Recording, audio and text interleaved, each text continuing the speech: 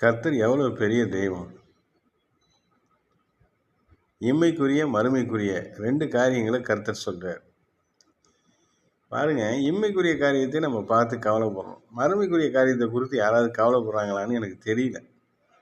நான் எந்நேரமும் கவலைப்படுவேன். என்னப்பா ஒரு மனுஷன் வாழ்றான். என்னடா அது அர்த்தமில்லாத வாழ்க்கையா இருக்கு. திடீர்னு செத்து போயிடுறாங்க. அப்புறம் அப்படியே அந்த பாடிய என்ன செய்றாங்க, கண்ண விட்டு மறைக்கிறாங்க. அதுக்கு பேரு அடக்கம்.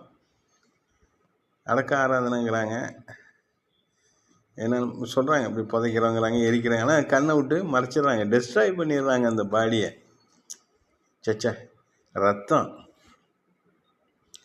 அந்த உடம்பு எவ்வளோ மெயின்டெயின் பண்ணியிருப்பாங்க. சின்ன வயசுல அந்த தாய் பால் குடுத்து, ரத்தத்த பாலா குடுத்து, 10 மாசம் வயித்துல சுமந்து பாதுகாத்து, வயித்துல இருக்கப்பயே தடுப்பூசிலாம் போட்டு, சத்தான ஆகாரம் சாப்பிட்டு, பிறந்து அதுக்கு தாய்ப்பால் குடுத்து, அத கழுவி, சுத்தம் பண்ணி, அத படிக்க வச்சு, எவ்வளவோ படிப்பு செலவு பண்ணி, வேலைக்கு லஞ்சம் குடுத்து வேலை வாங்கி, வேலையில சேர்ந்து லஞ்சம் வாங்கி, என்னென்னமோ உருட்டி பெரட்டி, என்னென்னமோ பண்ணி கடைசியில பார்த்தீங்கன்னா, என்னங்க அந்த உடம்பு எரிக்கிறாங்க, புதைச்சிடுறாங்க. ம். இதான் வாழ்க்கை? இதுக்கப்புறம் என்னங்க இருக்கு மரணத்துக்கு அப்புறம்? இயேசு சொல்றாரு, நானே வழியும், சத்தியமும், ஜீவனுமாய் இருக்கிறேன். நான் வழின்னு மட்டும் சொல்லியிருந்தா, நெறைய தெய்வம் உலகத்துல இருக்குன்னு நம்ம ஒத்துக்கலாம். 10ஓட 11 இயேசுநாதர்ன்னு.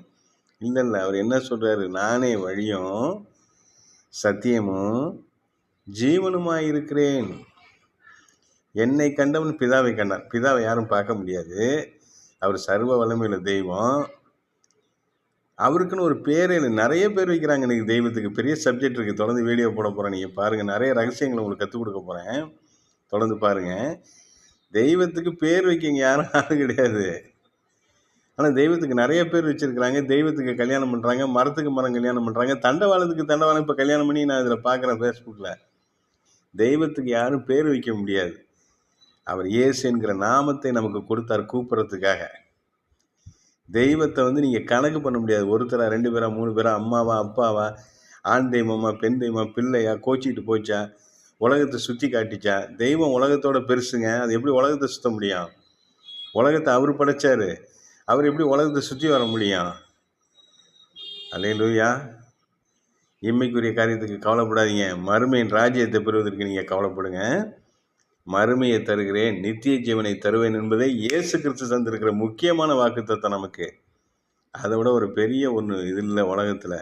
அந்த நித்திய ஜீவனை தருவது தான் கிறிஸ்டியானிட்டி. சத்தமா அல்லேலூயா சொல்லுங்க.